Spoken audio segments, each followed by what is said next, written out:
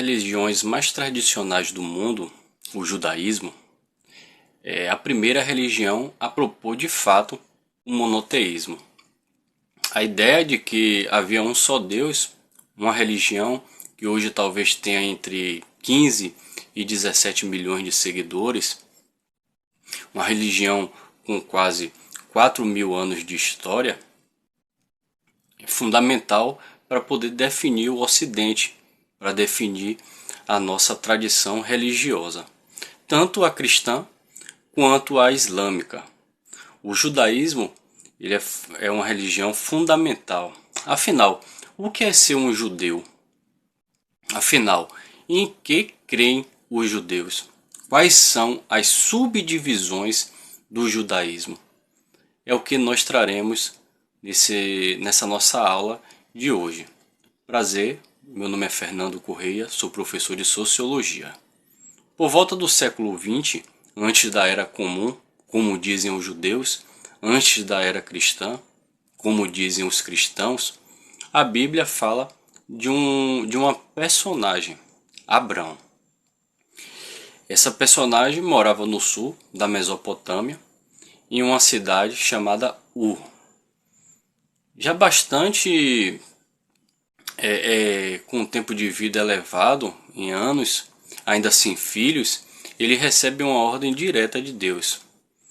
Deus pede para que ele saia da sua terra, saia da sua casa, dos teus pais, e que ele siga onde Deus mostraria.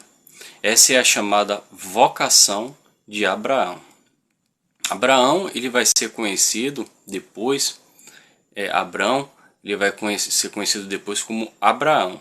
Quando Deus chama alguém, muda seu nome, como tivemos no cristianismo. O Saulo ele mudou para Paulo. Abraão segue um caminho de Ur para o Egito e para a atual terra prometida, para a atual região onde se localiza atualmente Israel. E lá ele começa a receber mensagens do deserto, mensagens de Deus, mensagens que começam a fazer um impacto com Abraão. Abraão recebe a promessa de ter muitos filhos, mais numerosos que as estrelas do céu. Essa promessa foi feita por Deus, quantidade de filhos mais numerosos que os grãos de areia que existem na terra. Abraão, naquele momento, não tinha nenhum filho.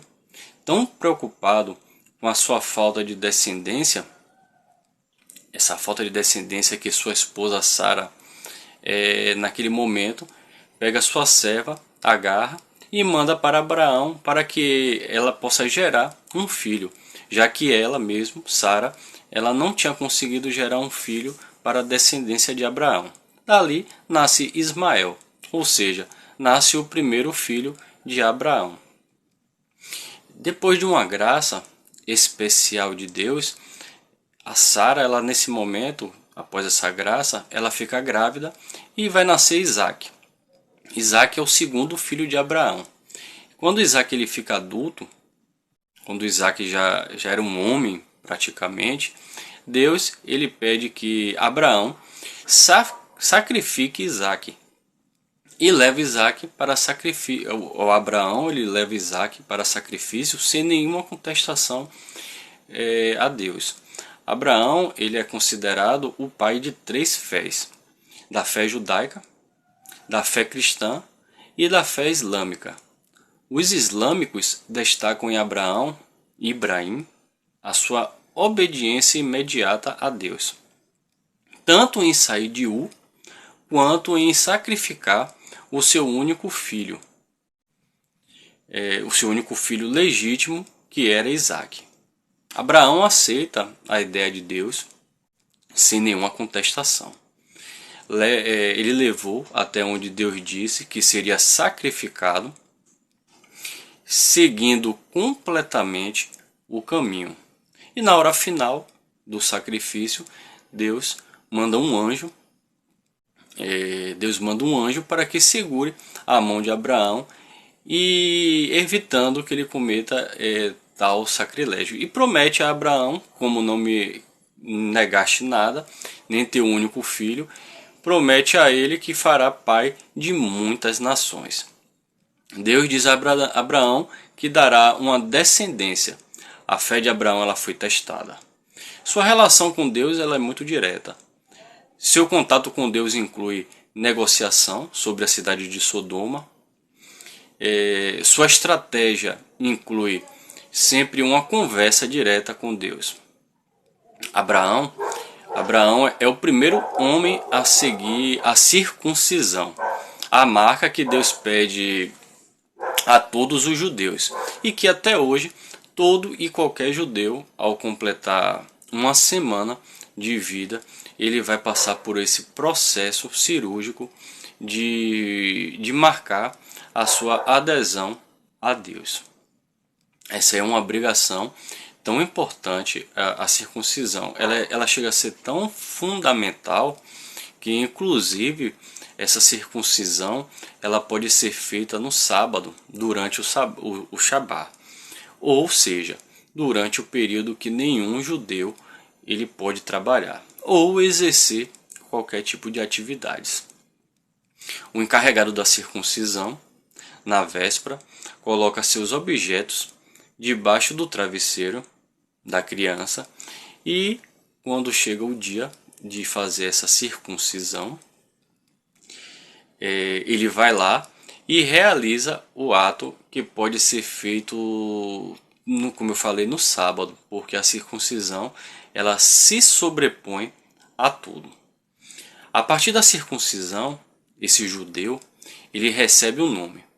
E a partir desse momento, esse momento bastante importante em sua vida, ele recebe uma integração em uma comunidade tradicional.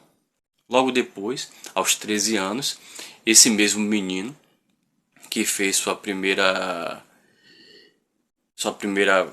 procedimento, sua primeira pris, lá depois de uma semana de vida, agora ele vai ler a Torá para a comunidade, ele vai ler a lei sagrada para toda a comunidade.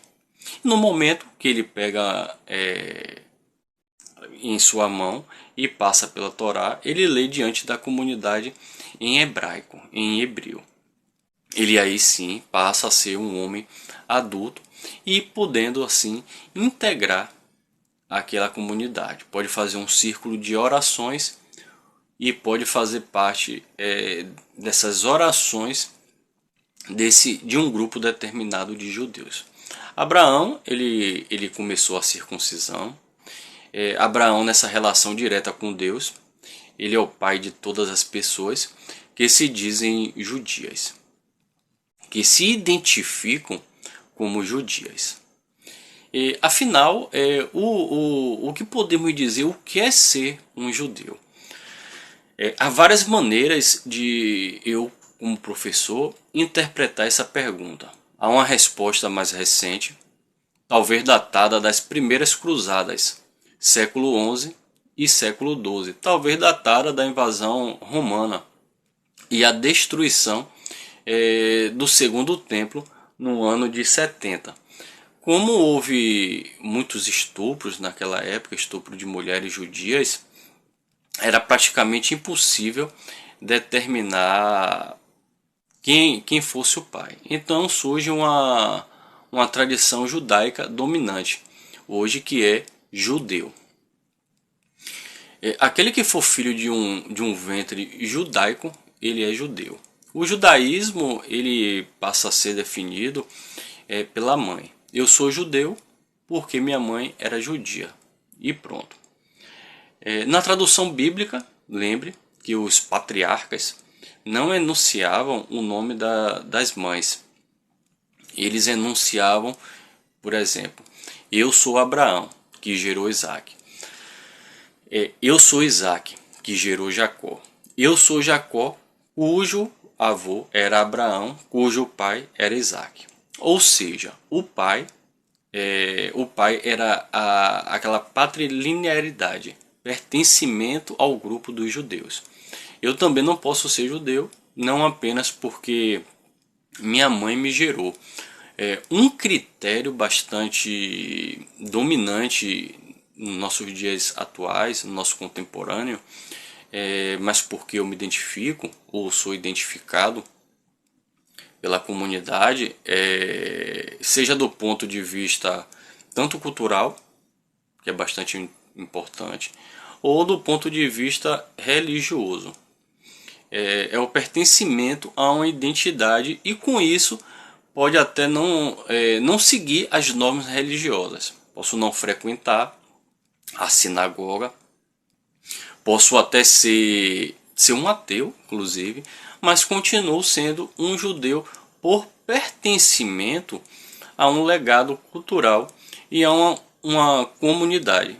Por fim, não apenas a comunidade me reconhece como judeu, por eu ter sido filho de um ventre judaico, por ter sofrido a circuncisão lá na minha infância, ou por ter feito uma cerimônia da barbisa, de ter lido para a comunidade aos 13 anos um trecho da lei sagrada do livro, mas porque também eu, independentemente da minha prática religiosa, eu sinto um pertencimento àquela comunidade. Esse pertencimento seja por ventre, seja por cultura, seja por fé, ou seja por identidade e adesão à comunidade. Esses são critérios tradicionais para que eu possa ser um judeu. O judaísmo ele não é uma religião missionária, assim como o cristianismo. O que significa isso? Por exemplo, o cristianismo, ou quase todos os cristianismos, eles buscam a conversão de mais pessoas e de pregar o evangelho a todos os povos, como disse Jesus. O que ajuda a explicar que depois de 2000 anos haja mais de 2 bilhões de cristãos por essa questão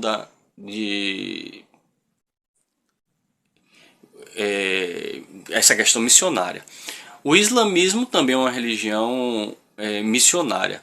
Agora, um dos objetivos do Islã é converter a todos os homens aquela verdade de Alá, as verdades transmitidas ao profeta, o que ajuda a explicar de uma forma bastante tranquila que nós tenhamos no mundo mais de 1,4 bilhão de islâmicos. Já o judaísmo depois de 4.000 anos de existência, como eu disse lá no começo, ele não ultrapassa a provável marca de 17 milhões de seguidores. Por quê? Eu vou te dizer. Porque a maior parte das vertentes do judaísmo ela não aceita a conversão ou torna a conversão difícil, ou ela vai colocar alguns obstáculos para poder dificultar essa adesão, inclusive por o que rege a tradição. Se eu não sou judeu, quero me converter, o que é que o rabino vai fazer?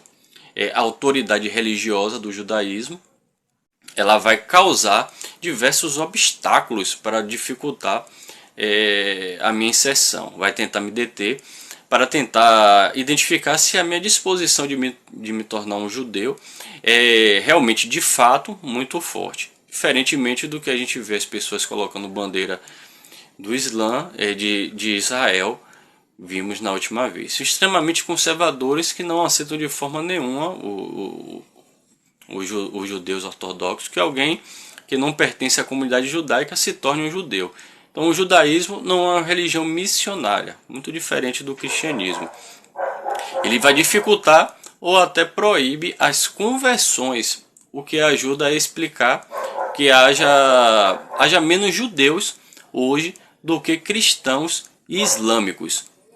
Os judeus eles se consideram um povo eleito por Deus, ou seja, aquele povo que foi escolhido por Deus por diversos motivos, e não exatamente por uma religião universal, uma religião que se destine à maioria da humanidade. Como cristãos e islâmicos, eles se consideram portadores de uma verdade missionária. Os judeus, eles consideram que a revelação de Deus foi para eles e o destino de ser judeu e seguir a Deus é deles, e graças a isso e a outros motivos não fazem da pregação para um grande público um dos seus objetivos de vida, assim como o cristianismo ele consegue fazer. Talvez você possa sair na rua e encontrar em uma praça, em um local público, um pastor protestante ou até mesmo um sacerdote católico falando das verdades do cristianismo. Porém, você jamais encontrará um rabino dizendo: venham para minha sinagoga, venham aproveitar as verdades da minha religião. Isso jamais vai acontecer. Por quê? Porque o judaísmo ele não é uma religião missionária, diferente do cristianismo. Galera, espero que tenham gostado dessa aula, desse tema que eu coloquei hoje. É um tema que está sendo bastante discutido atualmente, questão de Israel, aquela guerra de Israel com Hamas tem intensificado e levantado muito da história do povo judeu.